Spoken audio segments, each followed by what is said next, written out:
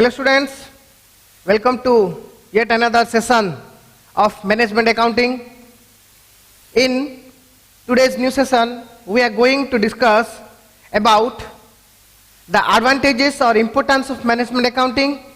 Along with it, we will discuss the limitations of management accounting. As we know, anything that comes to the environment or comes to the world has some limitations. As like that, management accounting also has some limitations. So in today's session, we are going to discuss about this too.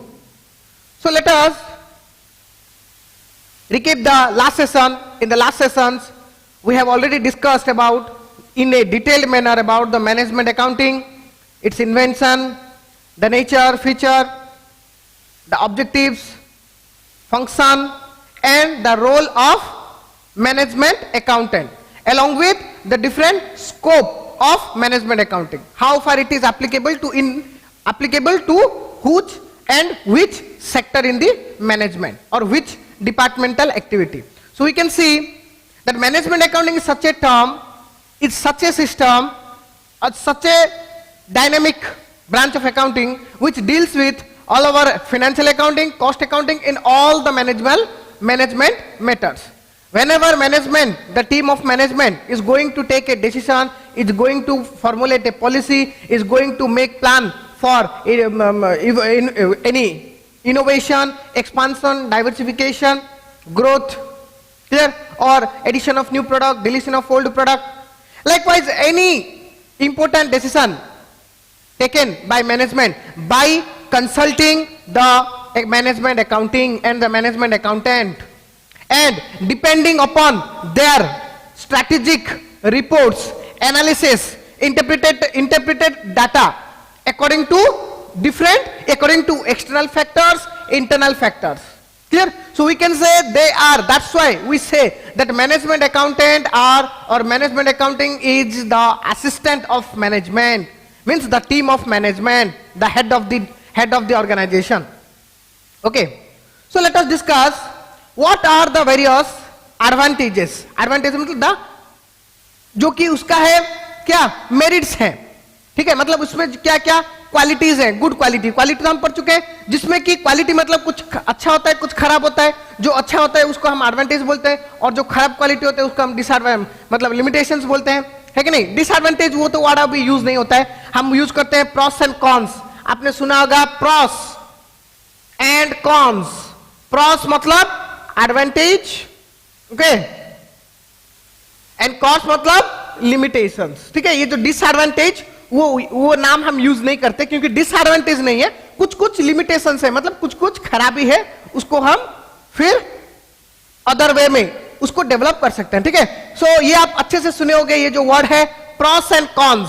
Pros and cons मतलब advantages and disadvantages. That is the new latest word using for advantages and limitations.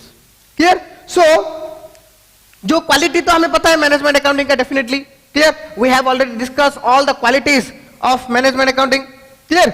So today we are going to discuss what are the good qualities and what are the bad qualities or negative qualities. Okay? Clear? So are you ready? So let's start with the advantages, or also the advantage also known as importance. Yes, what is my advantage? That is my importance. क्यों? एक ये जो management accounting का जो अच्छा गुण है, clear, वो ही उसका इंपोर्टेंस है कि मैं अच्छा डाटा एनालिसिस करता हूं, ये मेरा अच्छा गुण है, एंड यही मेरा इंपोर्टेंस है कि मैं डाटा को अच्छे से एनालिसिस करूं. क्लियर? मैनेजमेंट अकाउंटिंग हेल्प करता है मैनेजमेंट को डिसीजन लेने के लिए. That is my good quality and that is my importance कि मैनेजमेंट को हम यूज करेंगे अच्छा डिसीजन लेने के लिए. आगे समझ में हमारा जितने भी है गुड क्वालिटीज कि management accounting help in comparison of two competitors. Yes, that is important, because अगर हम दो जन के बीच में कंपेयर करेंगे तभी हमें पता चलेगा कि वो हमारा कॉम्पिटिटर है, उसका पोजीशन हमारा पोजीशन क्या है. उसके हिसाब से हम डिसीजन ले सकते हैं कि हमें क्या ग्रोथ करना है और कुछ सस्टेन करना है और आगे बढ़ना है और क्या करना है. Clear? So these are the advantages भी हम बोल सकते हैं, उसको हम इंपोर्टेंस भी बोल सकते हैं. ठीक है, तो चलो शुरू करते हैं क्या क्या है उसके different advantages. Students, these are the various advantages of management accounting. We can say the advantages and importance of management accounting. Clear? So देखो ये जो पॉइंट्स है हम बोल रहे हैं कि बस वही एक पॉइंट है, वही कुछ गिना चुना 10-15 पॉइंट्स है, वही पॉइंट्स रिपीटेडली आते रहते हैं. उसके नेचर्स में ले लो, नेचर में जो है उसके ऑब्जेक्टिव में भी वही आता है, उसके स्कोप में, उसके एडवांटेजेस में, है कि नहीं, उसके फंक्शंस में, रोल में. क्लियर? तो बस वही है. मतलब ऐसा मत समझो कि सर इतना 10 करके कितना याद रखें. आप कैरेक्टरिस्टिक्स में बोल दिए 10 पॉइंट है, ऑब्जेक्टिव में 10 पॉइंट है, स्कोप में 10 पॉइंट है कि नहीं, फिर उसका एडवांटेजेस में 10 पॉइंट है, फंक्शन में 10 पॉइंट, इतना सारा पॉइंट कैसे याद रखें. अरे स्टूडेंट्स कोई भी पॉइंट्स कोई भी डिफरेंट नहीं है, बस वही पॉइंट्स है, डिफरेंट मैनर्स में, डिफरेंट परसेप्शन में उसको प्रेजेंट किया जाता है. ठीक है, बस वही है. हम उसको यहां देखो, एक क्वालिटी को कोई अच्छा लेता है, कोई बुरा लेता है, जैसे मैंने एग्जांपल दिया था लास्ट क्लास में. ठीक है, तो वही चीज को हम फंक्शन के वे में ले सकते हैं. उसका काम है, जो उसका काम है वही उसका अच्छा गुण है. That is the importance. Clear? तो देखो क्या क्या होता है, जैसे कि हमने देखा कि मैनेजमेंट अकाउंटिंग बहुत सारा काम करता है, जैसे कि डाटा को मॉडिफाई करना, उसको एनालाइज करना, उसको इंटरप्रेट करना, है कि नहीं, फाइनेंशियल प्रॉब्लम्स को समझना, फाइनेंशियल हेल्प करना, एडवाइस करना, कंट्रोल करना, मैनेजमेंट को असिस्ट करना, लॉन्ग टर्म डिसीजंस लेना. क्लियर? स्ट्रेटेजिक प्लान बनाना, प्रॉफिट बढ़ाना. बस ये जो सारे हमने देखे थे ना फंक्शन, बट वही फंक्शंस हैं, उसके इंपॉर्टेंस, और that are the advantages of management accounting. Clear? So देखो फिर भी हम अच्छे से फिर एक बार ट्राई करते हैं, कोशिश करते हैं क्लियर और डिटेल में समझने के लिए कि ये उसके एडवांटेज कैसे हैं और how these are this importance of management accounting. जैसे कि देखो यहां में बोला help in managerial decision. Help in managerial decision. As we know, management accounting, the best and foremost advantages or importance of management accounting is it helps management in taking various decisions, in taking managerial decision. Managerial decision means the decision which are taken by the managers. That is called managerial decisions. So they help to take managerial decision. Clear? According to their requirements, according to this according to the situation, according to the demands, they analyze, interpret and prepare reports, whether it is long term, short term, and according to which factor and what factor, whatever that is not a matter for the management accountants. Clear? They prepare and submit and render the report to the management. Clear? And time to time, as we know, they are the financial controller, advisor, clear, director. So they advise the management in different manner, so that managerial decisions can be taken in a efficient manner. Clear? So that is the advantages कि management accounting क्या करता है. Management accounting अपना report ऐसे तरीके से बनाता है by applying it's different strategic techniques. क्या होता है कि मैनेजमेंट को हेल्प होता है डिफरेंट स्ट्रैटेजिक डिसीजंस लेने में और मैनेजरियल डिसीजंस लेने में, जो कि हमारे लिए मतलब कंपनी के लिए definitely well developed, equipped and upgraded हो, जिससे कि डेफिनेटली कंपनी को फायदा ही फायदा हो. Not only in the profit in the shape of money, but in also in the shape of non monetary terms. Non मतलब सिर्फ प्रॉफिट आना ही थोड़ी ना अच्छा है कि अपने वर्कर्स का भी एफिशिएंसी बढ़े, अपने लेबर्स का भी एफिशिएंसी बढ़े, अपना ब्रांच एक्सपांड हो, है कि नहीं, हम लोगों को और सर्विस दे पाए. बस ये सारे के सारे ग्रोथ हो पाए कैसे, उसके लिए ये हेल्प करता है in taking managerial decisions. Okay, so decision regarding anything जो कि हमने ऑलरेडी पढ़ चुके हैं, बहुत सारे डाइवर्सिफाई कर लो, इनोवेशन कर लो, प्रोडक्शन को बढ़ाना है, आउटपुट को बढ़ाना है, प्रॉफिट को बढ़ाना है, एम्प्लॉयज के एफिशिएंसी को बढ़ाना है. ये सब के लिए हम क्या करना है, मतलब मोर एफिशिएंट होना है, मोर कॉम्पिटिटिव होना है, मार्केट में टॉप में जाना है. ये सारे डिसीजंस वो ले सकते हैं with the help of management accounting. And that is the advantages of management accounting कि उसके बदले में मतलब उसके वजह से कोई अच्छा काम कर रहा है, मैनेजमेंट डिसीजन ले पा रहा है. That is the importance and advantage. Okay, next is estimate financial requirement. Yes, financial requirement means as we know they are known as the financial controller, advisor and director. उन लोग को पता है कि where from there are different source of money and there are different avenues to invest your money. है कि नहीं, आपके पास पैसा है, आने मतलब पैसा आने का बहुत सारा सोर्सेस है, उसे खर्चा करने का बहुत सारा सोर्सेस है. But it is important you have to take financial requirement क्या है आप पहले जानो कि what is my financial requirement. इसके लिए क्या करना पड़ेगा आपको, अंदर से internally you must know yourself, है कि नहीं। आप बोलोगे कि सर मुझे एक महीने में 10,000 चाहिए, 20,000 चाहिए, 50,000 चाहिए, कैसे आप जाने, क्योंकि आपने एनालाइज किया खुद को। तो मैनेजमेंट अकाउंटिंग क्या करता है, वो पास्ट परफॉर्मेंस, क्लियर, वो सबको एनालाइज करते करते उसको पता है कि ये साल what is the financial requirement of the company. Okay, what is the financial requirement of the company, what is the short term, मतलब अभी के लिए कितना चाहिए, लॉन्ग टर्म हम प्लान कर रहे हैं, वी प्लान की ग्रो करेंगे, डेवलप करेंगे, इनोवेट करेंगे, न्यू प्रोडक्ट लॉन्च करेंगे, that is long term plan. तो short term, long term, everything they analyse the full requirement, financial requirement of a organisation, and then अगर आप सोच समझ के लाओगे, खर्चा करोगे तो ही बेहतर होगा। विदाउट थिंकिंग आप लाओगे तो मे भी शॉर्टेज हो सकता है, मे भी सरप्लस हो सकता है कि नहीं। शॉर्टेज होना अच्छा नहीं है, सरप्लस होना भी अच्छा नहीं है, क्योंकि जो आप पैसा लाते हो वो फ्री में नहीं आता है, इंटरेस्ट देना पड़ता है कि नहीं। खाली फोकट का इंटरेस्ट देने में कोई फायदा नहीं है। तो ज्यादा भी बुरा है, कम भी बुरा है। कम हो गया तो जितना रिक्वायरमेंट फुलफिल नहीं हो पाएगा वो हो गया। और दूसरा खर्चा करना, इन्वेस्ट करना, अगर गलत जगह पे इन्वेस्ट कर दिया तो जहां से पैसा लाए हो उसको रिटर्न नहीं कर पाओगे, that will create a financial, आपके नाम पे स्कैम आ जाएगा कि आपने खर्चा कर दिया, उड़ा दिया, ऐसे ऐसे करके कंपनी बंद हो जाएगा। So it is very important to estimate your financial requirement, क्योंककि जरूरत के हिसाब से अगर आप पैसे को लाओगे, खर्चा करोगे तो ही डेवलप होगे और अच्छा लाइफ चलेगा। And without analysing requirement, if you get money, if you going to invest money, then it will disaster your life. Clear. So management accounting ये जानता है, इसलिए वो क्या करता है, long term, short term, every type of requirement it analyze first, then it choose from what source we get the fund and to which source we have to invest. Clear. That is the most advantageous or important factor in management, which is possible by management accounting. Okay, clear. Next point is it diagnose the financial illness. Yes, financial illness मतलब क्या, illness मतलब तबीयत खराब। Financial तबीयत खराब मतलब I am financially ill, I am mentally ill मतलब मेरा दिमाग खराब है, मेरा हेडेक हो रहा है और क्या हो रहा है। आई एम फिजिकली इल मतलब मेरा हाथ दुख रहा है कि पैर दुख रहा है कि कुछ दुख रहा है, I am physically ill. I am financially ill, financially ill मतलब मेरे पास बहुत सारा काम है, बहुत सारा रिक्वायरमेंट है, बट मेरे पास पैसा नहीं है, that is called financial illness. तो ये क्या करता है, एज वी नो ये याद रखो, management accounting is the financial controller, adviser and director. So इसको पता है, इट बेटर नो कि ये सब एनालिसिस में कहां कहां ऐसा वीक पॉइंट्स हैं जहां की मेरा इलनेस है।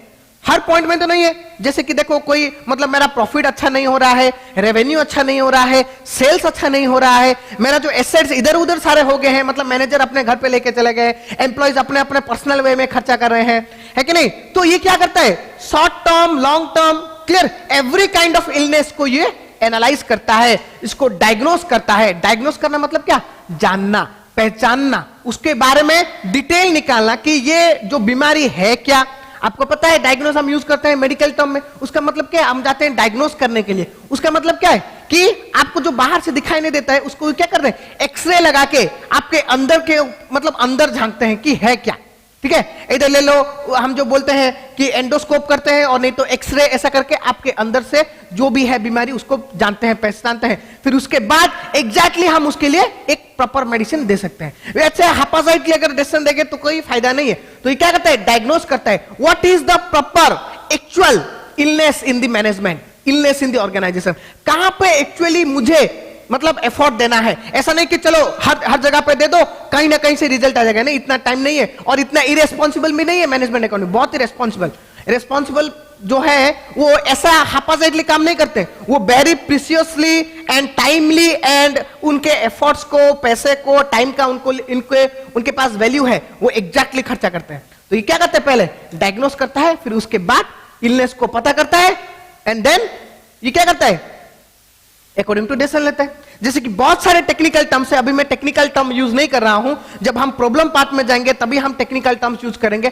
बहुत सारे सॉल्वेंसी है, लिक्विडिटी है, ठीक है, और प्रॉफिटेबिलिटी है, financial position, these are the various technical term what we use in management accounting. Clear, solvency, liquidity, okay, profitability, clear, ये सारे चीज है वो हम प्रॉब्लम के टाइम पे आप अच्छे से समझोगे। बस अभी जान लो कि फाइनेंशियल इलनेस मतलब financially we are not sound, तो ये इसको डायग्नोस करता है जिससे कि कंपनी को बहुत फायदा होता है। अगर बीमारी को अच्छे जल्दी डायग्नोस करके अगर आप उसके इलाज नहीं कराओगे, ट्रीटमेंट नहीं करोगे, तो क्या होगा, आगे जाके वो और बड़ा मतलब और बड़ा हो जाएगा, then it will create a different और very critical situation.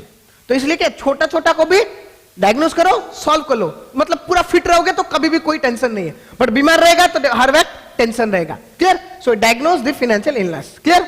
Next, revenue management. Yes, revenue का मतलब क्या है, जो सोर्स से हमारे पास पैसा आता है, कौन सा आता है, तो इट क्या करता है, ये हर एक डिपार्टमेंट के लिए स्ट्रैटेजी बनाता है, प्रोडक्शन डिपार्टमेंट हो और नहीं तो रेवेन्यू का जो है कलेक्शन करते हैं अकाउंट्स डिपार्टमेंट, फाइनेंस डिपार्टमेंट, हर एक डिपार्टमेंट के लिए प्लान बनाता है, स्ट्रैटेजी बनाता है। और जब भी कोई भी रेवेन्यू आता है कि नहीं, रेवेन्यू मतलब डिफरेंट डिफरेंट सोर्सेस से आता है। क्लियर? किस हमारा ले लो, सेल्स ले लो, और नहीं तो कुछ अदर एक्टिविटीज हमारा चल रहा है। क्लियर? हमारा जो बिजनेस एक्टिविटी हो रहा है और नॉन बिजनेस एक्टिविटी भी हम कर सकते हैं। तो दोनों सोर्सेस से जो भी हमारे पास रेवेन्यू आ रहा है, ठीक है, वो क्या करता है, ये रेवेन्यूज को एनालाइज करता है कि ये सही है कि गलत है, मेरे पास मेरा जितना होना चाहिए उतना है कि नहीं, अगर कम है तो उसके लिए ट्राई करता है, स्ट्रैटेजी अप्लाई करता है, एनालाइज करता है प्रॉफिट को। हम जो एनालिसिस रिपोर्ट होता है बहुत सारा, क्लियर, हम प्रॉफिटेबिलिटी एनालिसिस भी करते हैं, that is called revenue management. Clear? उसके बाद क्या आता है, रेवेन्यू आने के बाद उसको हम खर्चा कहां पे कर रहे हैं, अननेसेसरी कोई एक्सपेंसेस तो नहीं हो रहा है, कॉस्ट अननेसेसरी तो बढ़ नहीं रहा है, ये सब चीजों को ओवरऑली मैनेजमेंट अकाउंटिंग क्या करता है, कंट्रोल में रखता है। इसलिए हम इसको बोलते हैं इट कंट्रोल और manage the revenue. Okay, clear? Next we can say it ensure control over environmental factor. As we know, we discussed in the last class कि इसका फंक्शन है एक कि मैनेजमेंट अकाउंटिंग क्या करता है कि उसका जो एनवायरमेंटल फैक्टर है, क्लियर, एनवायरमेंटल फैक्टर मतलब दो है, एक है इंटरनल, ठीक है, एक एनवायरमेंटल फैक्टर मतलब two type of factor, clear, एक है इंटरनल और एक है एक्सटर्नल, ठीक है, एक internal external, internal within the organization, within organization, external outside organization. Clear? Outside organization, within organization and outside organization. Internal मतलब विद इन ऑर्गेनाइजेशन, एक्सटर्नल मतलब आउटसाइड। तो विद इन ऑर्गेनाइजेशन मतलब organization के अंदर अपने जो लोग हैं, management, top level, middle level, lower level, platform level, वो सबको लेके आता है इंटरनल लेवल। बाकी एक्सटर्नल लेवल भी है जो हमने पिछले क्लास में डिस्कस किया था, पॉलिटिकल है, लीगल है, फाइनेंशियल है, इकोनॉमिकल है, सोशल है। क्लियर? ये सारे फैक्टर्स इंक्लूडिंग इंटरनल, बहुत सारे फैक्टर हमारे बिजनेस को इंपैक्ट करते हैं। तो मैनेजमेंट अकाउंटिंग क्या करता है, not only internal but also external factor के ऊपर उसका और ज्यादा फोकस रहता है। तो ये क्या करता है, ensure proper control over the environmental factors, ताकि अगर हम फैक्टर के हिसाब से अगर डिसीजन लोगे तो it will prove you best, अगर इन्वायरमेंट के हिसाब से डिसीजन नहीं लोगे तो it will prove you wrong. जैसे कि मैंने एग्जांपल दिया था, सर्दी के महीने में आप आइसक्रीम बेचने नहीं जा सकते, गर्मी के महीने में आइसक्रीम बेच सकते हो, सर्दी के महीने में आप कुछ गर्म वाला चीज बेचोगे, बारिश के महीने में आप जा रहे हो क्या रेनकोट बेच रहे हो, तो वो सही है कि नहीं? क्लियर? बारिश के महीने में आप थोड़ी ना कॉटन वाले कपड़े बेचोगे क्योंकि वो टाइम पे नहीं चलेगा। Clear? So that's why we can say कि इसके हिसाब से वो डिसीजन लेता है, कंट्रोल करता है प्रॉपरली एनवायरमेंटल फैक्टर्स के ऊपर। Okay, next, apprise performance. Apprise का मतलब क्या है, आपके परफॉर्मेंस को जज करना। क्लियर? आपके परफॉर्मेंस को जज करना एंड अकॉर्डिंगली आपके परफॉर्मेंस के ऊपर एक रिपोर्ट देना कि अप्राइज मतलब रिपोर्ट, रिजल्ट बोलो, रिजल्ट, ठीक है। आपने आपका जो परफॉर्मेंस रहा, आप मतलब आपने एडमिट किए, मतलब कंपनी में ज्वाइन किए, आपको एक टास्क दिया गया, अभी एंड हो गया वो टास्क, इतना टाइम में आपका परफॉर्मेंस को मेजर करेंगे। जैसे कि हमें पता है initially to fix the standard fix किया गया, आपको ट्रेनिंग दिया गया, आपको ऊपर कोई रेस्पॉन्सिबल है कि आपको इतना करना है, फिर उसको मेजर किया जाएगा आपने उतना किया कि नहीं। इफ वी डिड इट और if we did more than that, then your performance appraisal में, जब अप्राइज होगा परफॉर्मेंस मतलब जब नापा जाएगा, जब क्या मतलब मेजर किया जाएगा, डेफिनेटली पॉजिटिव आएगा, तो उसके हिसाब से आपको पॉजिटिव रिजल्ट मिलेगा, प्रमोशन मिलेगा, ग्रोथ मिलेगा, इंक्रीमेंट मिलेगा, अच्छा जगह पे ट्रांसफर होगा, अच्छा पोजीशन मिलेगा, अच्छा पावर, रेपुटेशन मिलेगा। But if you down the standard, then आपको क्या होगा, demotion. Clear? Decrease in salary, decrement, है कि नहीं? डिमोशन हो सकता है, आपको लेवल आपका घट सकता है, आपका पोजीशन घट सकता है, पावर घट सकता है। क्लियर? सो ये परफॉर्मेंस अप्राइजल, ये क्या होता है performance appraisal, time to time, year to year, task to task, job to top होता रहता है। ये किसका काम है? मैनेजमेंट अकाउंटेंट का काम, क्योंकि यही खबर रखता है हर एक आदमी का, हर एक डिपार्टमेंट का, उनके कामों का, इनके पास ही रहता है पूरा का पूरा हिस्ट्री, ज्योग्राफी, बायोडाटा आपका।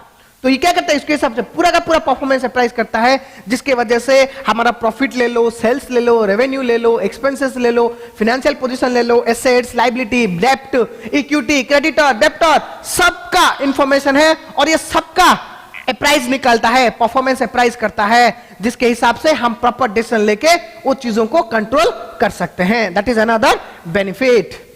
Okay, then increase efficiency. As we know, if we, हम क्या करते हैं, एम्प्लॉयज को परफॉर्मेंस अप्राइज करते हैं, तो उनको पता चल गया और हमें पता भी है, साइंटिफिक मैनेजमेंट भी है हमारे पास, तो एफिशिएंसी डेफिनेटली बढ़ेगा ही बढ़ेगा। और मैनेजमेंट अकाउंटिंग क्या करता है, एफिशिएंसी के लिए हमने मेथड्स दिए, मटेरियल दिए, आपको सारे एफिशिएंसी सब कुछ दे दिए, ट्रेनिंग वेनिंग सब दे दिए।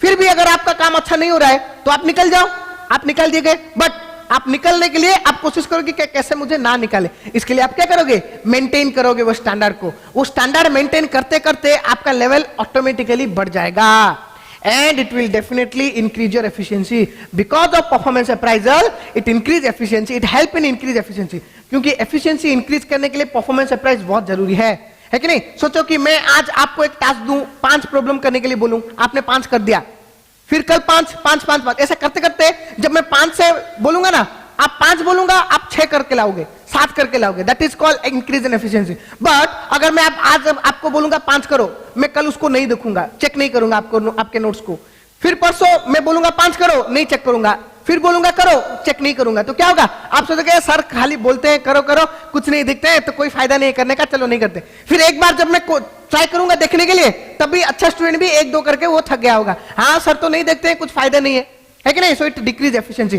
तो जब हम अप्राइज करते हैं, मतलब जो चेकिंग करते हैं, तो ही इंक्रीज एफिशिएंसी हो सकता है। That is another advantages of management accounting. Okay, next, help in strategic decision, strategic planning, strategic planning का मतलब है, प्लान मतलब definitely we think of forecast the future, but plan मतलब इट मे और may not succeed, वो success हो सकता है कि नहीं हो सकता है। That is, there is no guarantee, 50-50 chance कि हमने जो प्लान किया है उसके हिसाब से काम होगा कि नहीं होगा, that is no guarantee. But हमने प्लान किया कि इसके हिसाब से करेंगे तो अच्छा रहेगा, बट होगा कि नहीं होगा, that is no guarantee. Plan में differ, what we plan to do that में differ, but strategic planning that never differ. Strategic planning मतलब that is not a ordinary plan, strategic plan मतलब it is a very very top level plan. That means strategic plan will never differ. What you plan, you will definitely achieve those things. That is called strategic plan. So ये क्या करता है management accounting, ऐसा ordinary plan नहीं बनाता है कि चलो हिट एंड ट्रायल करते हैं, हो गया तो हो गया, नहीं तो नहीं, ऐसा नहीं है। It will make strategic planning, जिससे कि डेफिनेटली जो आपने सोचा है you will definitely achieve those things. Clear? So it help in strategic planning. And then maximize profit and output. As we know, we increase efficiency, control over external environmental factors, we manage our revenue, we diagnose problems. Clear? We have proper data about the performance, about the comparison, about the competitive level, about the efficiency, so by which we can easily know what we should do to increase our profit, and we do those things. So उससे क्या होता है, profit भी increase होता है और output भी increase होता है, क्योंकि हमें पता है कि अपना सेल्स परफॉर्मेंस क्या है, what is our sales performance, and we definitely what is self performance, what is profit performance. बस उसके हिसाब से हम प्लानिंग लेते हैं, स्ट्रेटेजिक प्लान करते हैं, जिससे कि डेफिनेटली हमारा आउटपुट और प्रॉफिट बढ़ता रहता है। Okay, clear? And then the last one, it benefit consumer and nation. Definitely अगर जो सर्विस प्रोवाइड करता है वो अगर बेटर हो, है कि नहीं, तो definitely the consumer is the, हम बोले इसको इंडिविजुअली, नेशन मतलब सारे लोग, है कि नहीं, सारे लोग दुनिया भर होगा, क्योंकि हमें पता है अगर हमारा रिसोर्सेस हम कम खर्चा करेंगे, ज्यादा आउटपुट बनाएंगे, तो लोगों को ज्यादा बेनिफिट मिलेगा। फर्स्ट ऑफ ऑल जितने भी अपने कंपनी में हैं एम्प्लॉइज, वो एफिशिएंट हो गए, अच्छा सैलरी मिल रहा है, उनका लाइफ अच्छा हो गया।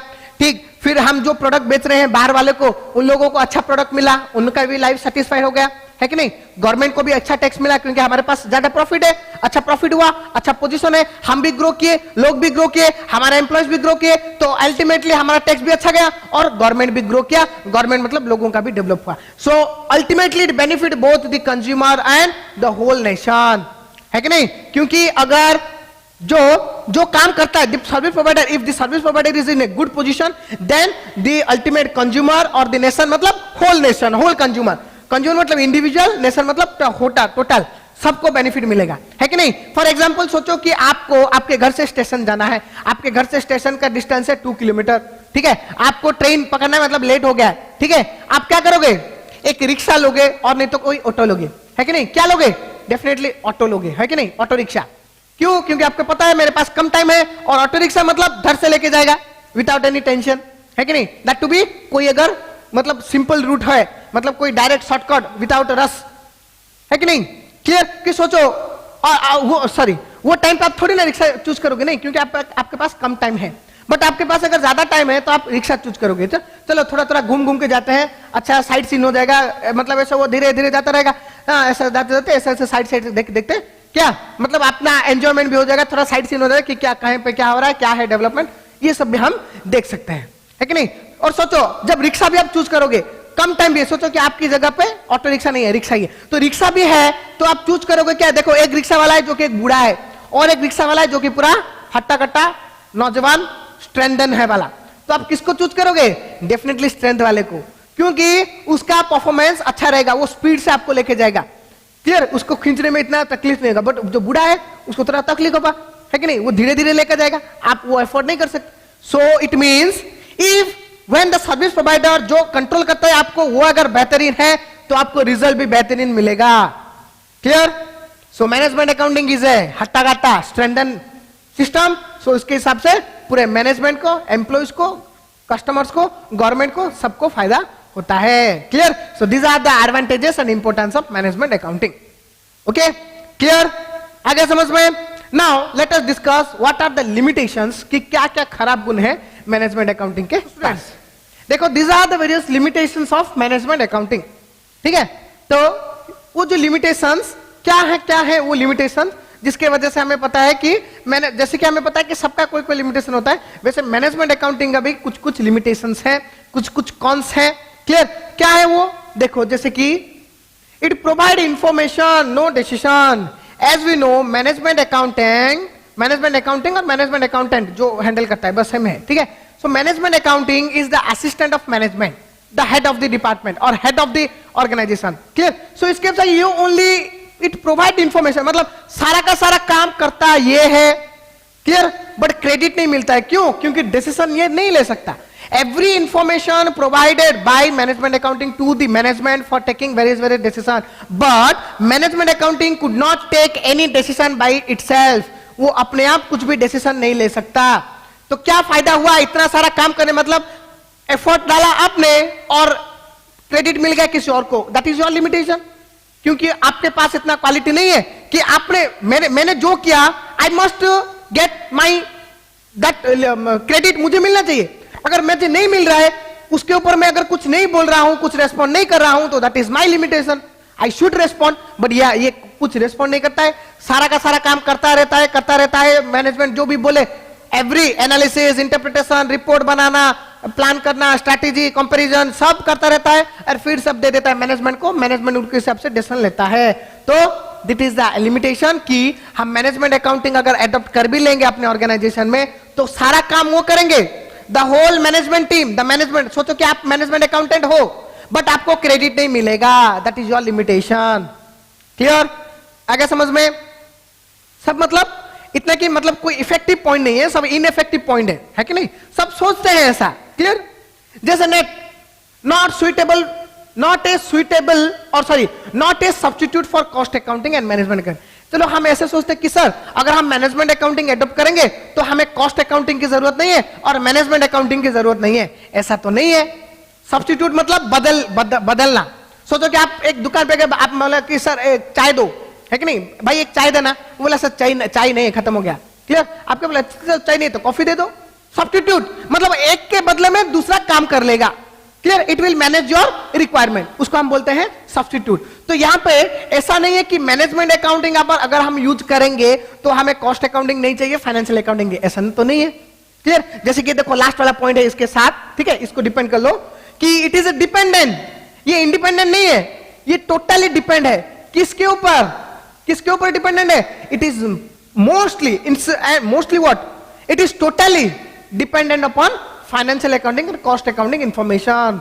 जब तक फाइनेंशियल अकाउंटिंग कंप्लीट ना हो, जब तक कॉस्ट अकाउंटिंग अपना काम कंप्लीट ना करे, clear, till they complete their task, till they prepare और एनालाइज और and the preparation of their books of accounts, clear, और एनालिसिस और स्टैंडर्ड और cost record, till then management accounting could not take a single decision. Clear? It means it is totally dependent on financial accounting and cost accounting, and it is also not a substitute for cost accounting, financial accounting. That means we are using cost accounting, financial accounting, clear, then in addition we can use management accounting. It is not like that if you use management accounting then you can left financial accounting and cost accounting. It is not like that कि management accounting अगर आप use करोगे तो it is addition to your organization for better performance, but it is not a substitute at all for cost accounting and management accounting. So that's why we can say it is a totally dependent factor. It depends on others to get information, to analyze it in his own way. Information मिलेगा फिर मैं analyse करूंगा फिर बोलूंगा, अगर नहीं मिलेगा तो मैं कुछ नहीं कर पाऊंगा. Clear? So that this is to another demerit. Clear? Next, personal biasness. Yes, जो मैनेजमेंट अकाउंटिंग काम करता कौन है? The management accountant. डेफिनेटली जो मैनेजमेंट अकाउंटेंट है वो क्या है? पर्सन है, लोग हैं. क्लियर? तो वो जो लोग हैं, पर्सनल बायसनेस, जो भी डिसीजन लेते हैं, जो भी एनालाइज, इंटरप्रिटेशन, जो भी कुछ होता है, सारे स्ट्रैटेजी है, अप्लाई करना ना करना, क्या ना करना, सब किसके ऊपर डिपेंड करता है? उन लोगों के ऊपर ही डिपेंड करता है. ऐसा नहीं है कि मैनेजमेंट अकाउंटिंग एक मशीन में होता है कि आपने इनपुट डाला मशीन में पूरा साफ होके निकल गया. ऐसा नहीं है. आप इंफॉर्मेशन देते हो, एक मैनेजमेंट अकाउंटेंट का एक टीम है, the team of management accounting. वो लोग एनालाइज करते हैं, वो लोग इंटरप्रेट करते हैं, वो लोग रिपोर्ट बनाते हैं और फिर मैनेजमेंट को देते हैं. तो ये सब काम किया किसने? एक पर्सन ने. तो वहां पे क्या आ गया? पर्सनल बायसनेस आ गया कि सर ये डिसीजन लो, कि सर वो डिसीजन लो, कि सर ये करो वो करो. वो किसके हिसाब से? उन लोगों के दिमाग के हिसाब से, उन लोगों के एनालिसिस के हिसाब से, उन लोगों के एक्सपीरियंस, नॉलेज के हिसाब से लिया गया. So there we can say the personal biasness is there in management accounting. That is another limitation. Okay, clear? आ गया है कि नहीं? क्योंकि वो अपना मेथड यूज करते हैं, अपना टेक्निक, अपना नॉलेज, अपना ट्रिक्स, अपना एक्सपीरियंस यूज करते हैं. So that's why you can say it is a personal. It is not free from personal biasness. That is another limitation. Next, more establishment expenses. Yes, if you want to employ or if you want to set or inaugurate or use management accounting in your organization, you must do a lot of expenses. Like you have to reorganize your organization. आपके organization को फिर से organize करना पड़ेगा, फिर से well set करना पड़ेगा, है कि नहीं? इसके लिए बहुत सारे methods चाहिए, बहुत सारे tools चाहिए, equipment चाहिए, experts को लाया जाना पड़ेगा. मतलब management accountant को आपको use करना पड़ेगा. Financial accountant ये काम नहीं कर सकता, cost accountant ये काम नहीं कर सकता, management accountant को लाना पड़ेगा. ठीक है? तो ये सब में आपको अननेसेसरी बहुत सारा खर्चा करना पड़ेगा. Just to analyze, just to take more advantage, you have to do more expenses. So more establishment expenses. Establishment मतलब अगर आप जब भी कोई डेवलप करते हो, सेटअप करते हो मैनेजमेंट अकाउंटिंग को अपने ऑर्गेनाइजेशन में, so you have to do lot of expenses in installation, in reorganization. Clear? Experts को लाना पड़ेगा, मतलब एफिशिएंसी बढ़ाने के लिए काम करना पड़ेगा, आउटपुट बढ़ाने के लिए काम करने का, मतलब you have to do more and more expenses like establishment expenses to use management accounting properly. अगर आप एंटर करोगे उसके हिसाब से खर्चा नहीं करोगे तो कोई बेनिफिट नहीं है. तो लाए हो तो definitely you have to do expenses. So उसका जो एस्टेब्लिशमेंट एक्सपेंसेस बहुत ज्यादा हो जाता है, बहुत, मतलब क्योंकि इतना हाई लेवल का है ना system. So that is another problem. Resistance from employ. Resistance मतलब मना करना, नहीं हम नहीं देंगे. ये जो स्टूडेंट मतलब जो यूनियन है, क्या जो एम्प्लॉयज यूनियन है, वर्कर यूनियन है, ठीक है, लेबर यूनियन, वो सब क्या बोलते हैं? वो बोलते हैं कि कभी कभी मतलब शुरू में कि नहीं इसको हम नहीं लाने देंगे क्योंकि मैनेजमेंट अकाउंटिंग आ गया तो हम लोगों का एफिशिएंसी, परफॉर्मेंस, वो सब कुछ हमारा पॉइंट टू पॉइंट मेजर होगा. मतलब कंपनी हार्ड डिसीजन लेगा हमारे ऊपर, हमारा रिस्पॉन्सिबिलिटी बढ़ जाएगा, पावर बढ़ जाएगा, उसके हिसाब से सैलरी मिलेगा no doubt, but power responsibility बढ़ जाएगा, हमको कंपनी से निकाल दिया जाएगा अगर हम अच्छे से काम नहीं करेंगे, हमारा वर्कलोड बढ़ जाएगा, है कि नहीं? तो ये सारे चीजों को देखे और कंपनी को फिर से चेंज करना पड़ेगा, है कि नहीं? क्योंकि कंपनी, जैसे मैंने बोला, रीऑर्गेनाइज, कंपनी को पूरा चेंज करना पड़ेगा। मतलब आप अभी तक जो काम कर रहे थे, एक नया सिस्टम आया तो नया सिस्टम के हिसाब से आपको काम करना पड़ेगा। क्लियर? तो ये सब देख के, जैसे कि आपको पता है जब बैंकिंग सेक्टर में जो कि इंटरनेट को यूज किया गया, कंप्यूटर सिस्टम को यूज किया गया, तभी भी बहुत सारा रेजिस्टेंस आया था बैंक एम्प्लॉइज के, क्योंकि उन लोगों ने देखा कि नहीं, कंप्यूटर एक तो हमें आता नहीं है, अगर आएगा मतलब आप एंटर करोगे तो हमें और काम करना पड़ेगा, उसको सीखना पड़ेगा, फिर उसके साथ काम करना बड़ी डिफिकल्ट, हम एक चीजों के साथ एक्वेंटेड है। तो ये प्रॉब्लम रेजिस्टेंस का, और उनके लिए डर भी है कि अगर हम काम नहीं कर पाएंगे, ज्यादा देर नहीं सीखेंगे ना, हम नहीं करेंगे तो हमें कंपनी से निकाल देंगे और किधर जाएंगे। तो ये सारा है the points why the employ resist. तो डेफिनेटली दे रेसिस्ट, क्योंकि एक डेवलप्ड सिस्टम आ गया, तो ये जो डाउन अर्थ वाले हैं, जो कि अनस्किल्ड सेमी स्किल्ड है, उन लोगों के लिए प्रॉब्लम है सीखना, अपने आप को चेंज करना। तो ये लोग भी उसको मना करते हैं। Then require multi disciplinary knowledge. Yes, जैसे मैंने बोला कि फाइनेंशियल जो मैनेजमेंट अकाउंटेंट है, उसके पास वो क्या करता है, फाइनेंशियल स्टेटमेंट को एनालाइज करता है। It means you must have financial knowledge. Cost accounts को एनालाइज करता है, that means you must have cost account knowledge. Management को एडवाइस करोगे तो मैनेजमेंट का नॉलेज होना चाहिए।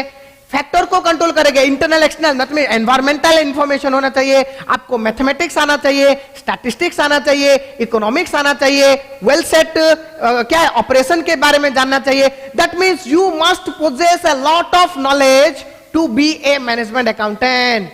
क्लियर? मल्टी डिसिप्लिनरी नॉलेज, आपको बहुत सारे नॉलेज चाहिए अगर आपको एक मैनेजमेंट अकाउंट होना है, क्योंकि आपका जो डिसीजन है ना, यू आर द ऑलराउंडर। आपको बॉलिंग भी करना पड़ेगा, बैटिंग भी करना पड़ेगा, फील्डिंग भी करना पड़ेगा, एम्पायरिंग भी करना पड़ेगा, डिसीजन भी, सब कुछ करना पड़ेगा। That means you have multi disciplinary knowledge, so it is a difficult task. Clear? एक जन के अंदर इतना सारा क्वालिटीज पाना बहुत ही डिफिकल्ट है, एंड उसको हम लिमिटेशन के हिसाब से ले सकते हैं, क्योंकि एक जन इतना specialised work at a time करना is very difficult, and we can see it is totally not impossible, it is very difficult. Clear? Very difficult to make it possible. Okay, and then the last one, it is evolutionary stage.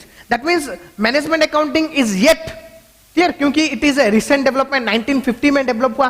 Clear? तो अभी अभी इसको लिया जा रहा है कि ये इतना मतलब पूरा का पूरा डेवलप्ड सिस्टम नहीं है। डेवलप्ड मतलब डेवलपमेंट हो गया नहीं, इट इज इवोल्यूशनरी, मतलब नया नया चीज इसमें ऐड होता जाता है। जब तक ये पूरा का पूरा डेवलप्ड ना हो जाए, तब तक हम इसको बोलेंगे ये कि एक मतलब इट इज नॉट ए, मतलब क्या है, मतलब वेल सेट सिस्टम नहीं है, क्योंकि इसमें और नया नया चीज ऐड करते रहते हैं हम डे टू डे। 1950 में आया था, अभी हो गया 220, ठीक है, अभी भी थोड़ा थोड़ा इंप्रूवमेंट हो रहा है।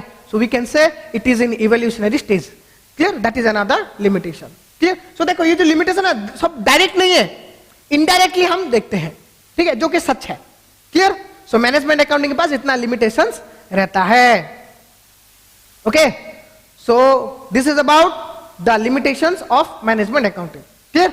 So in today's session we have discussed about the advantages or importance and limitation of management accounting. Clear? So with this we completed our conceptual knowledge about management accounting. I hope आप सबका concept अभी clear हो गया होगा according or about the management accounting. Okay, clear? So in our next class we are going to compare these three branch of accounting, because ये तीनों branch है actively use होते हैं, बाकी के जो ब्रांच है that is according to requirement, कोई कोई यूज करता है, कोई कोई यूज नहीं करता है, but this three are prime branches of accounting which are used by almost all business organization. तो उनके बीच में हम कंपैरिजन देखेंगे। क्लियर? 1 2 3, 1 के 2 के साथ, 2 के 3 के साथ, 2 3 हमने देख लिया, जो कि financial accounting, cost accounting comparison हमने पिछले क्लास में देख लिया है, वो हम अभी नहीं करेंगे। हम अभी देखेंगे मैनेजमेंट अकाउंटिंग पढ़े तो हम देखेंगे कि मैनेजमेंट अकाउंटिंग का फाइनेंशियल अकाउंटिंग के साथ रिलेशन क्या है और मैनेजमेंट का कॉस्ट के साथ रिलेशन क्या है। Okay, in our next session we are going to discuss the difference और comparison between management accounting, financial accounting and management accounting to cost accounting. Okay, clear? So with this we conclude our class for today, and in next session we are going to discuss lot more. So till then, thank you, take care, goodbye.